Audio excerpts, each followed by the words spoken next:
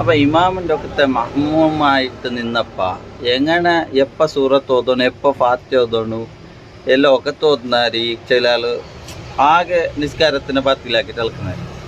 അപ്പൊ അതിലൊക്കെ ഒരു ക്ലിയർലി ചൊന്ന ഇമാമ് ഫാത്തിഹ ഓതുമ്പോ അതിനെ നിങ്ങൾ കാത് കൊണ്ട് ക്ലിയർ കേൾക്കണം. ഇമാം ആമി ചെല്ലുമ്പോ നിങ്ങൾ ഒക്കത്തെ ആമി ചെല്ലണം. ആ ചെല്ലിട്ട് ഇമാം ഒരു 5 മിനിറ്റ് ഗ്യാപ്പ് തരണം.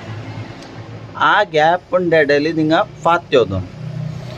ഫാത്തിഹ ഓതിട്ട് ഇമാമു സൂറത്ത് ഏതെങ്കിലും സൂറത്ത് ആ ഫാത്തിഹ ഓതിൽ പിന്നെ 5 മിനിറ്റ് കഴിഞ്ഞാൽ പിന്നെ തുടങ്ങുന്നു. ആ തുടങ്ങുമ്പോൾ നിങ്ങൾ ഫാത്തിഹ ഓതിട്ടാവണം.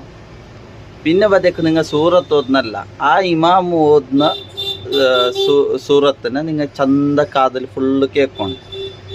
ഓതാ അല്ലെങ്കിൽ നിങ്ങൾക്ക് ഈ ഫാത്തിഹയും സൂറത്ത് ഓതുന്ന ഗ്യാപ്പ് അവിടെ ഉണ്ടെങ്കിൽ അവിടെ ഓതാം.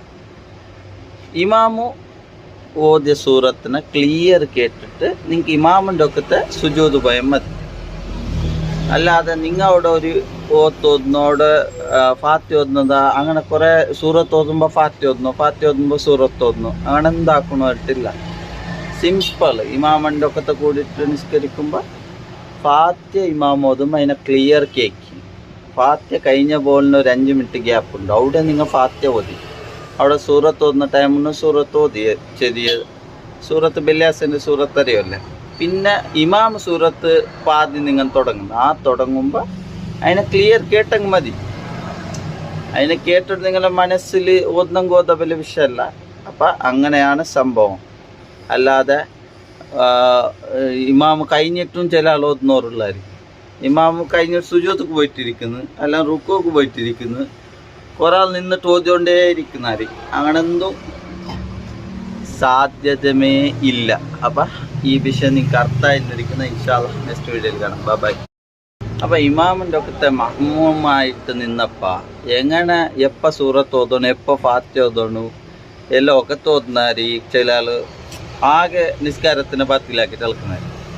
അപ്പം അതിലൊക്കെ ഒരു ക്ലിയർലി ചൊന്ന ഇമാമ് ഫാത്തിഹ ഓതുമ്പോൾ അതിനെ നിങ്ങൾ കാത് കൊണ്ട് ക്ലിയർ കേൾക്കണം.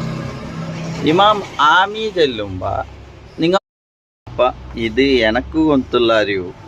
പിന്നെ ഇതിൻ്റെ പറ്റിട്ട് ഉസ്താമാർ ചെല്ലെങ്കിൽ നല്ല എന്തായാലെങ്കിൽ ഇപ്പം നമ്മൾ ലോകത്തുള്ള ചില ആൾക്കാർ ചെല്ലുമ്പോൾ നമുക്ക് അർത്ഥമാണ്.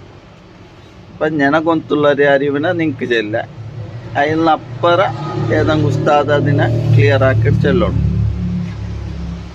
കുറേ ചെല്ലിനറി